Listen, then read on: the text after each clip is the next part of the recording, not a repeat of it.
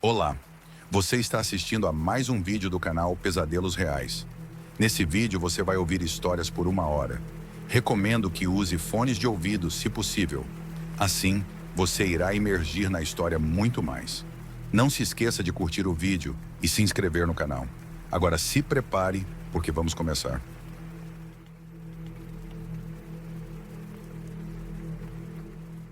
Quando eu era mais jovem, por volta dos 10 anos, meus pais reservaram uma estadia de 4 noites em uma cabana de madeira em algum lugar da Califórnia com minha avó.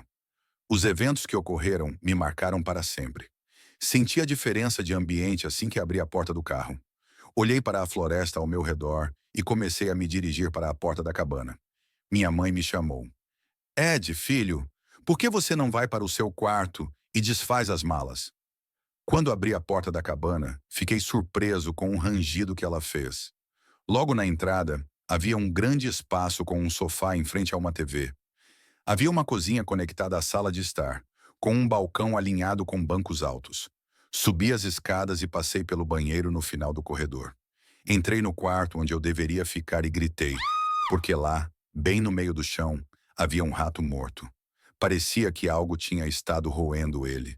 Suas entranhas estavam espalhadas por todo lado. Desci as escadas correndo, vendo meu pai empurrando a cadeira de rodas da minha avó para dentro da cabana. Pai, tem um rato morto no meu quarto. Eu praticamente gritei. Você já é grande o suficiente. Por que não vai e limpa você mesmo? Foi exatamente o que eu fiz. Acabei usando um rolo inteiro de papel toalha e 1 litro de água sanitária para limpar aquilo. Eram cerca de 18 horas quando minha mãe fez macarrão com queijo e salsichas cortadas. Era o meu prato favorito na época. Eu estava indo para o sofá, onde minha avó estava ao lado, quando notei algo. Havia uma porta de alçapão no meio da sala. Não sei como não tinha percebido antes. Mãe, o que essa porta está fazendo aqui? Perguntei. Provavelmente dá acesso ao espaço rastejante. Eles costumam construir isso para evitar que enchentes entrem, minha mãe me disse. Sentei-me no sofá e liguei a TV, satisfeito com essa resposta. Lembro-me vividamente de como adorei a comida naquela noite. Estava ótima. Antes que eu percebesse, já era hora de dormir. Meu pai havia me dito no carro que íamos pescar e andar de caiaque, e eu estava super animado. Entrei na cama e adormeci rapidamente. As cobertas quentes tornaram isso ainda mais fácil. Por volta da meia-noite, creio eu, acordei com o som de passos arrastados. Saí do meu quarto, deixando a porta entreaberta. Ao olhar pelo corredor, não notei nada além das sombras iluminadas pela lua na parede. O som de passos continuou enquanto eu descia as escadas que levavam à sala de estar. Encostei meu ouvido no chão e, como suspeitei, esses sons vinham debaixo do assoalho. O pavor tomou conta de mim ao pensar em algo se movendo por lá. Sendo o idiota que eu era, achei que poderia enfrentar o que quer que estivesse lá embaixo. Peguei minha lanterna e decidi ir verificar. Abri o alçapão e talvez uma dúzia de ratos se espalharam enquanto eu descia naquele lugar úmido. Era enorme, lembrando assustadoramente um labirinto. Continuei a rastejar mais para dentro. Não sei dizer se eu estava sendo muito corajoso ou muito estúpido, mas rastejei até chegar a um canto mal iluminado, cerca de 3 metros à minha frente. De repente, houve um movimento e eu apontei minha lanterna para a fonte. Havia uma figura, uma silhueta com braços longos e pele branca, agachada no canto. Seus olhos refletiam minha lanterna. Fiquei completamente paralisado enquanto aquela coisa começava a gritar. Olhando para trás, percebo que a lanterna provavelmente machucou seus olhos e o assustou. Pode acreditar que eu me virei imediatamente e comecei a rastejar o mais rápido que pude, quase chorando de medo. Olhei para trás uma vez, apenas uma vez, para ver aquela coisa me seguindo rapidamente, envolvendo dedos longos nas vigas de sustentação para se ajudar. Só pude supor que aquilo estava se alimentando dos ratos e que eu havia encontrado suas sobras no meu quarto. Fiquei apavorado ao pensar no que poderia fazer comigo. Comecei a achar que estava perdido, com o tempo que estava levando para chegar de volta ao alçapão. A cada metro que eu avançava, aquela coisa se aproximava mais. Finalmente, vi o alçapão se aproximando. Assim que cheguei, o abri e me arrastei para fora. Senti algo começando a me agarrar e juro que senti um bafo quente. Chutei e bati a porta do alçapão. Algo começou a arranhar e empurrar do outro lado. Então joguei meu corpo em cima da porta. Quando parou, corri escada acima para o quarto dos meus pais e comecei a bater na porta gritando: "Pai! Mãe!" Meu pai abriu a porta perguntando o que eu estava fazendo. Tentei explicar. "Pai, temos que ir. Tem algo tentando entrar na casa." Mas ele não acreditou em mim. Tentei explicar que não era um pesadelo, mas meus esforços foram em vão. Fui enviado de volta ao meu quarto, onde não dormi nem um minuto. Estava com muito medo. Na manhã seguinte, tomei meu café da manhã e fui para o lago com meu pai. Preparamos as varas de pesca e entramos em um pequeno barco. Não peguei nenhum peixe, mas ainda assim consegui aproveitar o tempo com meu pai. Qualquer coisa para tirar minha mente dos acontecimentos da noite anterior. Eventualmente anoiteceu e assamos alguns marshmallows, uma atividade que tanto a vovó quanto minha mãe adoravam. Elas costumavam acampar quando minha mãe era mais jovem. Finalmente, era hora de dormir de novo, mas eu estava apavorado. Vale mencionar que depois de muito esforço, meu pai olhou lá embaixo na parte da tarde, mas não encontrou nada. Ou ele não olhou direito. Achei que não conseguiria dormir naquela noite, mas de alguma forma consegui adormecer. Acordei em algum momento ouvindo o som inconfundível do alçapão se abrindo. Meu coração afundou no peito, enquanto um sentimento de pavor, como nenhum outro, me atingia. Naquele momento, ouvi o som dos armários na cozinha sendo abertos e fechados com força. Me perguntei se era aquela coisa me procurando. Comecei a hiperventilar ao ouvir os degraus rangerem. Centenas de coisas se passaram pela minha mente. Ouvi sons de arranhões vindo do corredor. Então a maçaneta balançou e eu prendi a respiração. De repente, tudo parou quando ouvi outra porta se abrindo. Meu pai então gritou: "Saia daqui!" Em seguida, houve um grito horrível de partir os ouvidos e o som de vidro se quebrando. Corri até a porta e vi meu pai parado do lado de fora de seu quarto com sua faca de pesca. Olhei para a direita. Havia um rastro de sangue levando até uma janela quebrada. Naquela mesma noite, arrumamos nossas coisas e saímos da cabana sem dizer uma única palavra. Minha família não tem ido para perto de florestas desde então. Mantenha-se seguro o máximo que puder, pessoal. Se ouvir sons estranhos em um novo lugar, não hesite em correr ou chamar a polícia. Você nunca sabe o que pode estar por perto. Ou melhor, debaixo de você.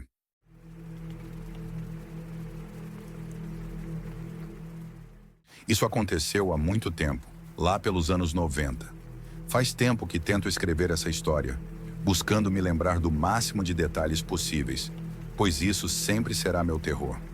Quer dizer, meu e do meu irmão. Meu pai, depois de um período exaustivo de trabalho, finalmente tinha férias. Minha mãe, cansada da rotina, planejou uma viagem para um lugarzinho escondido nas montanhas. Alugamos uma casa de campo antiga, cheia de charme e com todas as comodidades, apesar de sua aparência envelhecida. Os primeiros dias foram normais.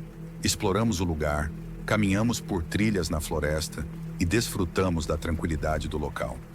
No entanto, algo naquela casa me incomodava. Um silêncio diferente permeava o ambiente, quebrado apenas pelos nossos passos no chão de madeira e pelos cantos dos pássaros. Mamãe dizia que era o encanto do antigo, mas de alguma forma aquilo me deixava nervoso. Não me lembro se foi no terceiro dia, mas meus pais foram ao mercado local para comprar o almoço e meu irmão mais novo brincava do lado de fora. Até aquele momento aborrecido, decidi explorar um quarto no sótão, que até então permanecia trancado. Ao abrir a porta, o lugar estava cheio de poeira, teias de aranha e alguns ratos mortos nas esquinas.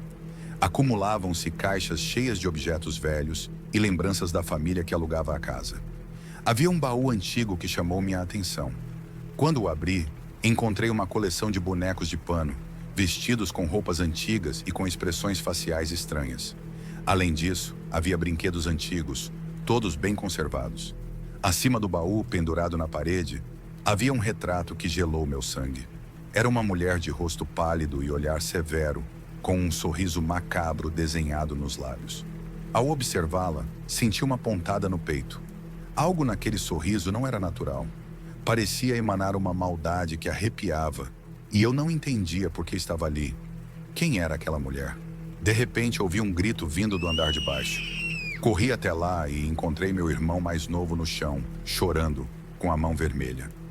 Ele me contou que um dos bonecos que estava na sala o atacou, puxando-o com uma força impossível.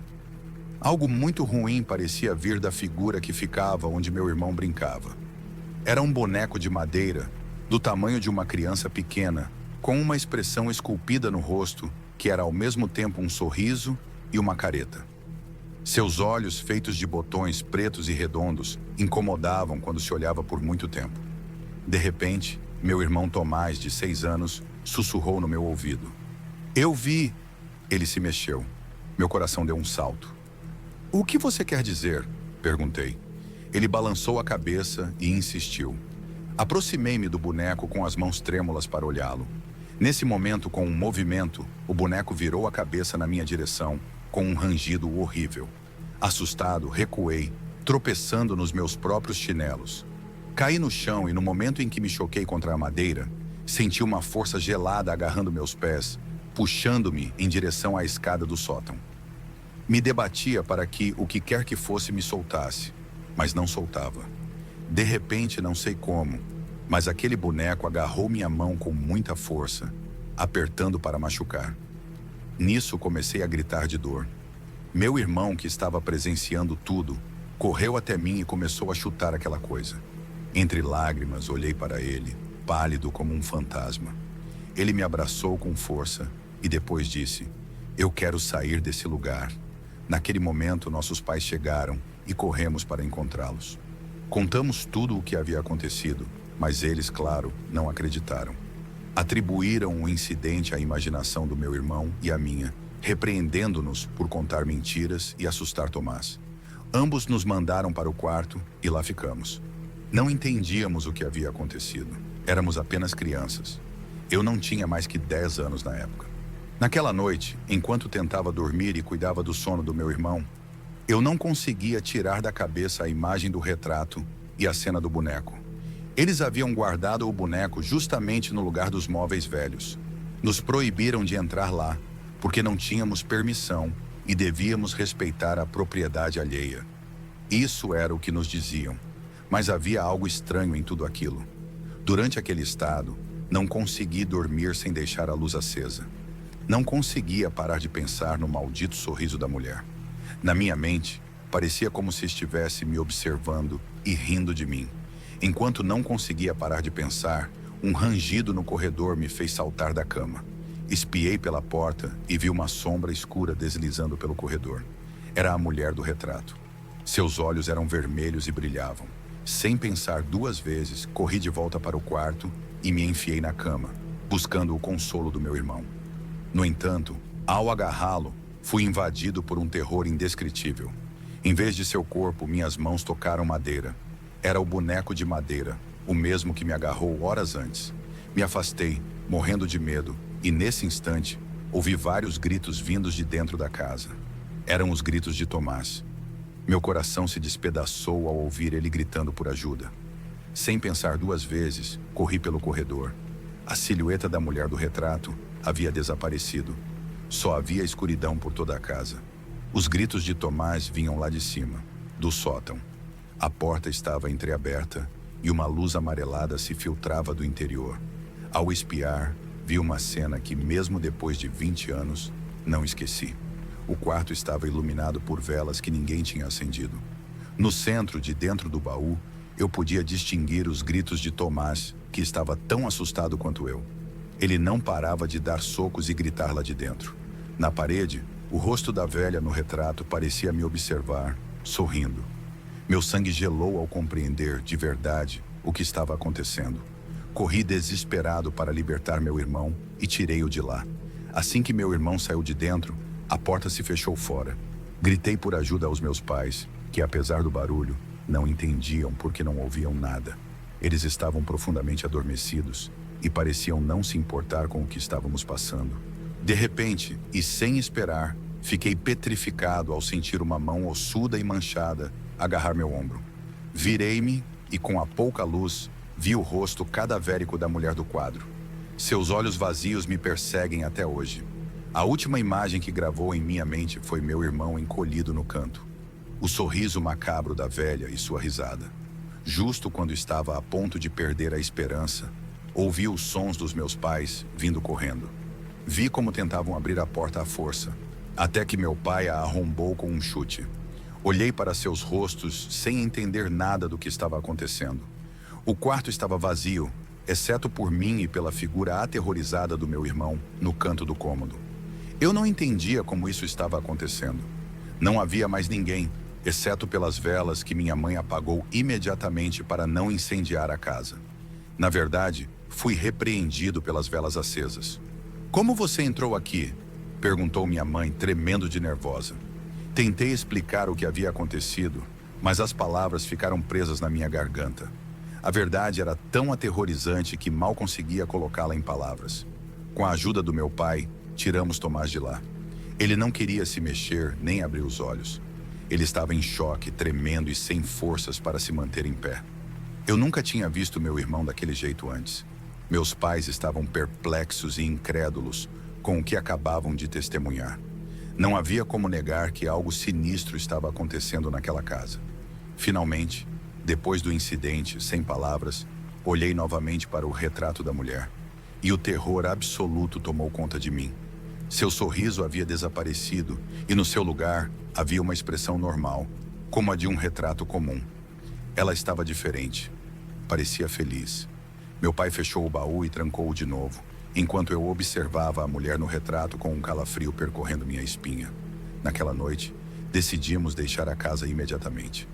Meus pais não disseram nada, mas eu podia ver o medo em seus olhos. Saímos de noite mesmo, abandonando o lugar e prometendo nunca mais voltar. Eu olhei uma última vez para a casa e, graças a Deus, não vi mais nada. Meu irmão e eu mal podíamos acreditar no que havíamos passado, mas o que nos aconteceu deixou uma marca em nossas vidas para sempre. Desde aquele dia, a expressão sorriso macabro tem um significado muito mais sombrio para mim, e às vezes ainda ouço a risada fria da velha ecoando dentro da minha mente.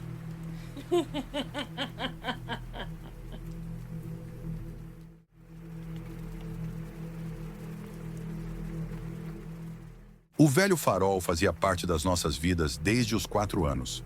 Ele estava lá na beira da praia, uma estrutura antiga e quebrada. A metade superior havia desmoronado anos antes de nascermos, deixando uma torre quebrada que todas as crianças locais, incluindo nós, achavam um pouco assustadora. Para mim e meus amigos Fernando, Daniela, Camilo e Caio, o farol e a praia ao redor eram o nosso playground. Passávamos horas lá depois da escola quase todos os dias. Construíamos castelos de areia, brincávamos nas ondas, explorávamos a costa rochosa em busca de conchas e vidro do mar interessantes, ou simplesmente brincávamos de esconde-esconde na floresta próxima. Nossos pais sempre nos alertavam para termos cuidado com as ruínas antigas, o que para mim hoje faz sentido. Parecia que iriam desmoronar a qualquer momento. Naquela noite de verão, estávamos na praia desde o final da tarde. Lembro-me da minha pele toda pegajosa com sal e protetor solar. O sol estava começando a se pôr no horizonte. As coisas estavam ficando cada vez mais escuras, mas ainda conseguíamos ver bem. Isso significava que era quase hora de voltar para casa, mas nenhum de nós estava realmente pronto para ir embora. Estávamos discutindo sobre se deveríamos jogar pedras na água ou algo diferente, quando Fernando simplesmente correu para o mar, dizendo que o último a entrar pagaria um refrigerante para todos. Naquela época, com 10 anos, você levava isso a sério. Acredito que as crianças de hoje em dia não entendem o que é isso. Então o resto de nós seguiu, rindo e gritando, enquanto a água fria espirrava ao nosso redor. Estávamos tão imersos no jogo que a princípio não ouvimos. Mas então, o som cortou a risada como uma faca.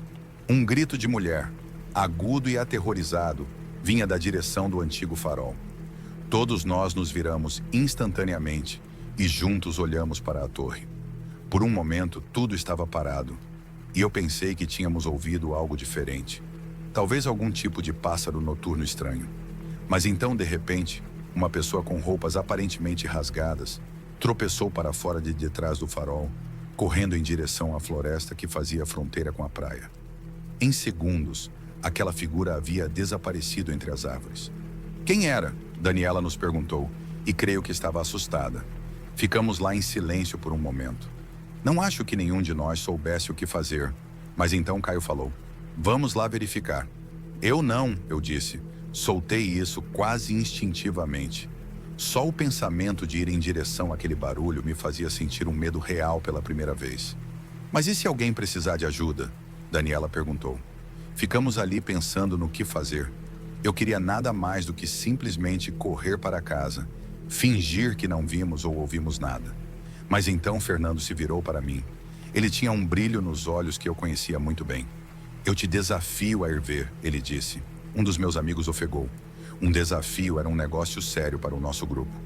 Você tem que entender que tínhamos 10 anos nessa época. Recusar significava ser rotulado como covarde, algo que eu não conseguia suportar.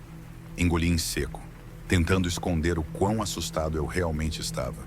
Tentei argumentar que devíamos todos ir verificar, mas Camilo disse que tinha sido eu o desafiado. Então lá estava eu, com todos os meus amigos se voltando contra mim. "Tudo bem", eu disse com minha voz mal acima de um sussurro. Comecei a caminhar em direção ao farol, meus pés se sentindo pesados a cada passo. Os outros me seguiram um pouco atrás, mas pararam a cerca de 10 metros antes da ruína. À medida que me aproximava da entrada quebrada, eu podia ouvir meu próprio coração batendo nos meus ouvidos. O interior daquele velho farol estava escuro. O resto de luz do sol mal penetrava lá dentro.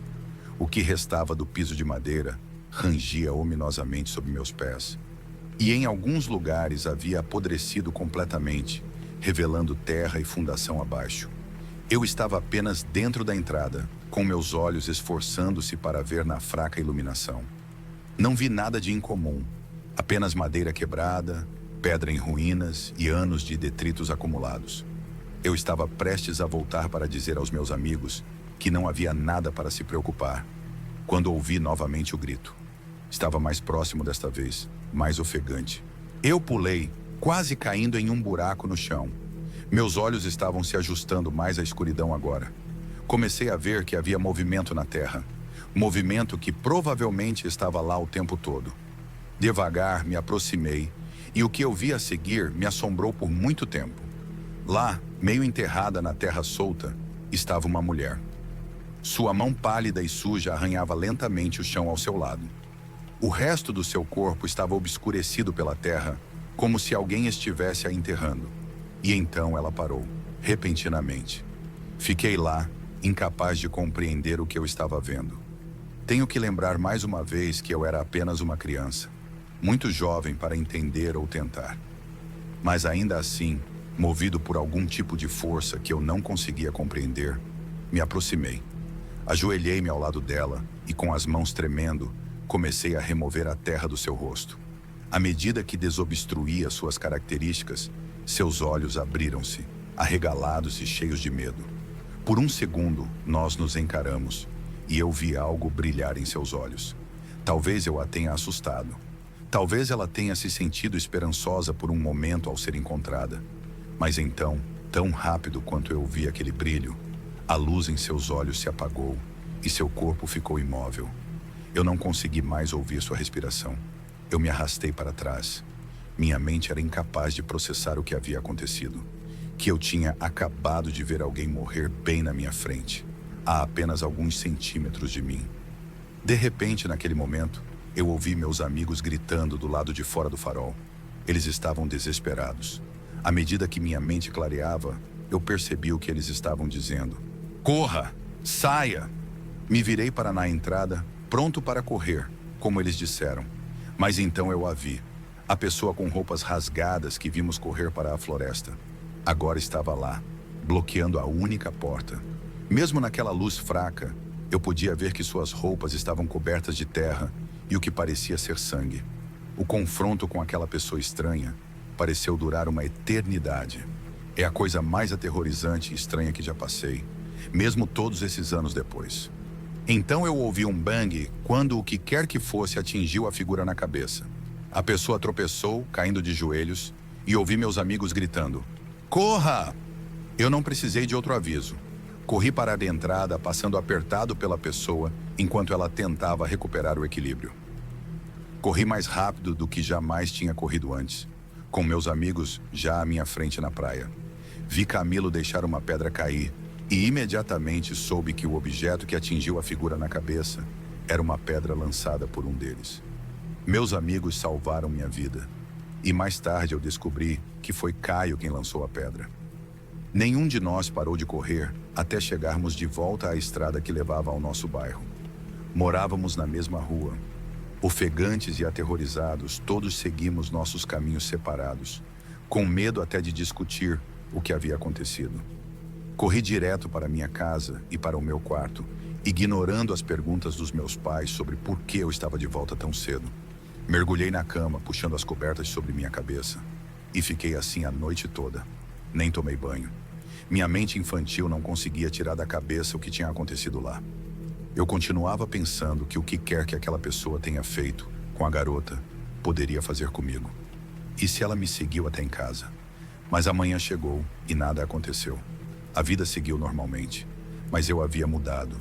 Não consegui me convencer a contar a ninguém o que eu vi dentro do farol, a contar que vi uma pessoa falecer bem na minha frente.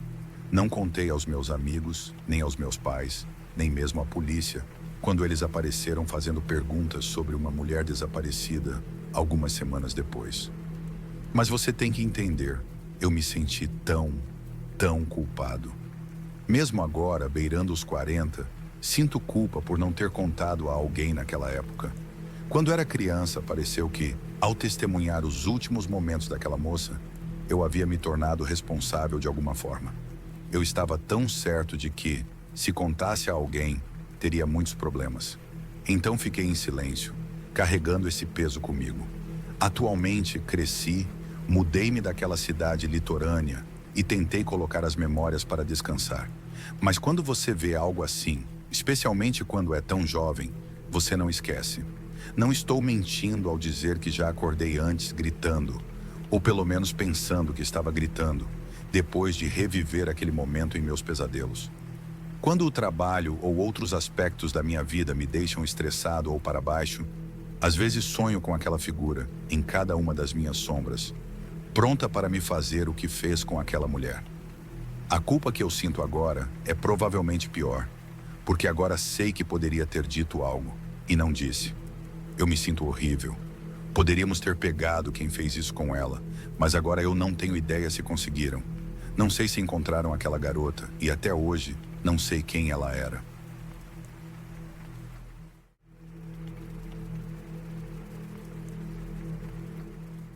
Quero contar o que aconteceu com minha irmã, mas por favor, não pense que estamos loucos, porque eu mesma ainda não sei explicar bem tudo o que aconteceu. Minha irmã Ana sempre foi fanática por coisas paranormais. Ela adorava programas de fantasmas, filmes de terror, livros sobre bruxas, todas essas coisas. Às vezes, até procurava vídeos sobre como abrir o terceiro olho ou como se tornar uma bruxa branca. Dizia que queria aprender para ajudar as pessoas, curá-las ou ler as cartas. De fato, era uma pessoa muito boa, sempre sorridente, embora muitos se aproveitassem disso. Tínhamos 2 tias-avós que nunca se casaram e viveram juntas a vida toda. Uma delas faleceu há algum tempo, e a outra, já bem velhinha, era cuidada pelas primas e tias. Quando a última faleceu, deixou sua casa para minha mãe. Para nós foi uma bênção, porque sempre tínhamos vivido de aluguel, e aquela casa era uma oportunidade de ter algo nosso. Um dia fomos todos limpar a casa para podermos nos mudar. Não era muito grande, mas para nós parecia enorme em comparação com a casa que alugávamos. Quando entramos no quarto da minha tia, que havia falecido primeiro, notamos algo muito estranho. Na parede atrás da cama e dentro do armário havia símbolos desenhados com canetão. No começo, não demos muita importância, mas depois, debaixo da cama, encontramos uns saquinhos de camurça bem velhos com coisas dentro. Coisas que não nos atrevemos a tocar. Tiramos tudo com luvas ou usando uma vassoura, pois não queríamos encostar naquelas coisas. Também havia muitos livros na estante, muitos sobre bruxaria, mas nós não sabíamos o que fazer com eles. Minha irmã decidiu jogá-los fora, ou pelo menos foi o que achamos. Algum tempo depois, descobri que ela havia retirado alguns daqueles livros do lixo e os guardado sem que ninguém percebesse. Meus pais estavam muito nervosos com tudo o que havia naquele quarto. Conhecíamos bem os rumores de que havia bruxas na família, mas nunca pensamos que minha tia fosse uma delas. Menos ainda a tia Luzia, que sempre foi muito boa com todos. Ela era daquelas senhorinhas que passavam o tempo na igreja. Pintamos novamente aquele quarto, cobrindo os símbolos, e jogamos fora todos os móveis. Ninguém queria dormir lá, exceto minha irmã. Ela parecia estranha, animada, como se mal pudesse esperar para se mudar. Na época eu também estava empolgada, porque finalmente cada uma de nós teria seu próprio quarto. Algo com que sempre sonhamos. E algo que só quem já dividiu o quarto com os irmãos entende. Pouco tempo depois, Ana começou a fazer coisas estranhas. Ela comprou um baralho de tarô e lia para mim, meus amigos ou para quem se deixasse ler. Mas o que mais nos preocupou foi o comportamento dela. Algumas semanas naquela casa e ela já não era a mesma. Estava mais distante, grosseira, sempre trancada no quarto. Já nem saía mais com os poucos amigos que tinha. À noite, eu a ouvia conversando sozinha no quarto, embora sempre achasse que estava falando no celular com os amigos. Um dia, do nada, ela me disse que sonhou que uma de nossas primas iria morrer. E acredite, isso me deixou gelada, porque algumas semanas depois, de madrugada, nos ligaram para dizer que essa prima tinha acabado de morrer em um acidente de carro. O mais assustador foi quando olhei para minha irmã. Ela tinha um pequeno sorriso no rosto, como se estivesse satisfeita. Você não tem ideia do medo que senti ao vê-la assim. A partir daí, tudo começou a mudar. O ambiente ficou pesado de uma hora para outra. Meus pais brigavam mais do que o normal, e nossa cachorrinha, Dory, já não queria entrar. Ela ficava do lado de fora, e se tentávamos trazê-la para dentro, ela ficava agressiva. Os passarinhos da minha mãe morreram todos, e por toda a casa começaram a aparecer vermes de mosca varejeira, até nos banheiros. Não importava o quanto limpássemos, sempre apareciam mais. A gota d'água foi uma noite em que ouvi minha irmã gritar em seu quarto. Corri para ver o que estava acontecendo e a encontrei no chão, encostada na parede, chorando e gritando como se estivesse lutando contra algo invisível. No chão havia velas apagadas e mas muito sal espalhado pelo quarto. A cama estava fora do lugar. E o mais incômodo foi que ela havia desenhado novamente os mesmos símbolos que encontramos da primeira vez na parede. "O que diabos você fez?" Gritei, tentando sacudi-la para que reagisse. Mas ela só chorava e apontava para a parede em frente. Meus pais acordaram assustados e me ajudaram a tirá-la de lá. Depois de tirá-la do quarto, vimos um livro jogado no chão. Aparentemente, ela estava fazendo algum tipo de ritual daquele livro. Depois daquela noite, percebemos que a situação era muito mais grave do que pensávamos. Embora sempre tivéssemos fascínio pelo paranormal, nunca imaginamos que algo assim poderia acontecer tão perto, e muito menos com ela. Essa imagem da minha irmã sentada no chão, chorando, nunca vai sair da minha cabeça. Ela parecia alguém completamente diferente, como se estivesse lutando com algo invisível que a consumia por dentro. Como vocês já devem imaginar, a única alternativa foi ir atrás de ajuda. Encontramos uma senhora que fazia limpezas espirituais. Quando chegamos, a senhora precisou de muito tempo para perceber o que estava acontecendo. Assim que viu minha irmã, a repreendeu. "Você não deveria ter mexido com essas coisas. Existem forças que você não entende e que não perdoam a ignorância", disse muito irritada. A senhora explicou que, embora minha irmã tivesse boas intenções ao querer aprender sobre bruxaria branca e ajudar os outros, ela havia cruzado uma linha muito perigosa ao começar a fazer rituais sem a devida preparação e proteção. Segundo ela, os símbolos que minha irmã desenhou na parede não eram qualquer coisa, eram invocações. Ao fazer isso sem conhecer o verdadeiro significado, ela abriu uma espécie de porta. As limpezas foram um processo longo e cansativo. Não foi algo que se resolveu de um dia para o outro. Minha irmã teve que ir várias vezes à senhora e cada sessão era intensa. Apesar de termos dado trabalho a ela, a senhora não aceitou sequer um centavo. Apenas nos passou o número de uma ONG para levarmos alguns alimentos. A mulher usava ervas, incensos e orações antigas, mas também fazia perguntas à minha irmã sobre os rituais que ela havia feito e os livros que havia lido. Aos poucos, a senhora foi fechando essa porta, aquela que minha irmã havia aberto, e Ana começou a mudar novamente. Ela voltou a ser quase a mesma de antes. Em casa, nos dedicamos a limpar o quarto dela a fundo. Tiramos tudo que restava ali, queimamos os restos dos livros de bruxaria que ela havia guardado e jogamos fora as cartas de tarô.